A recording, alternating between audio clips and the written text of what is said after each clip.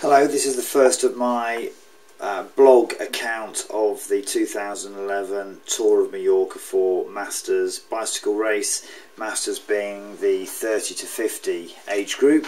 What I thought I would do in this introduction was to give you some insight into the race itself and the stages that we're going to be racing.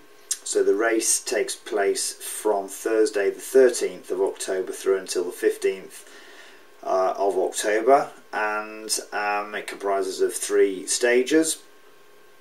The first of which has a profile that looks something like this. Hopefully you can see it.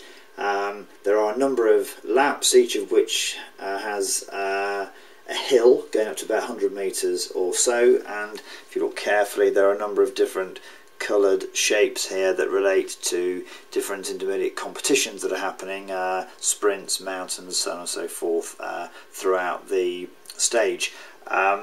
Just judging by the profile, I anticipate that it will be quite a wearing stage. It's over 100 kilometres, and it doesn't look sufficiently severe to allow or to be breaking the race up and allowing the formation of breakaway groups. So I suspect that one will come down to a sprint finish. My own personal objectives for that are going to be to remain safe, get a feeling for the race and speed and the other riders, and hopefully come in the bunch. That is, of course, unless I get instructions from the Pro Cycle Hire team manager to contribute to supporting one of the other riders in the team who may be in a better position than myself to put in a performance on day one.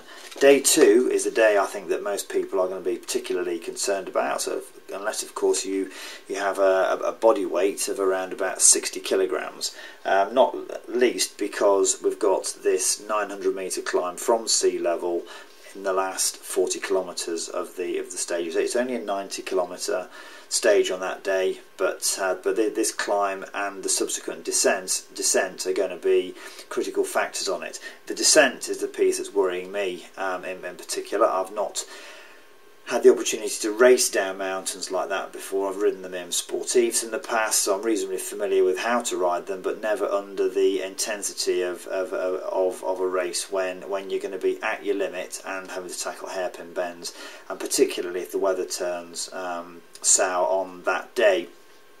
So my biggest concern is not so much getting up it, and I've lost a fair amount of weight in anticipation of this, but it's going to be getting down the race down the mountain in good shape to be able to participate in the finish in Inca.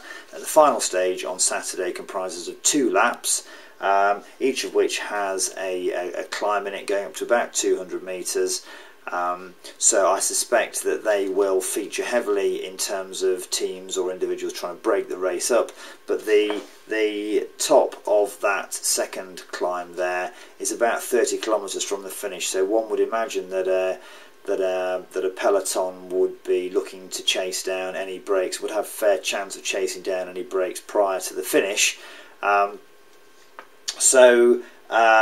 That will be, again, that is likely to thwart opportunists who are going to go for early breaks in the race. So that's a profile for the 3 days. I intend to keep everybody updated on the experience of racing this every day, and sharing views and opinions on how it's going, both for myself and for the team. Thanks.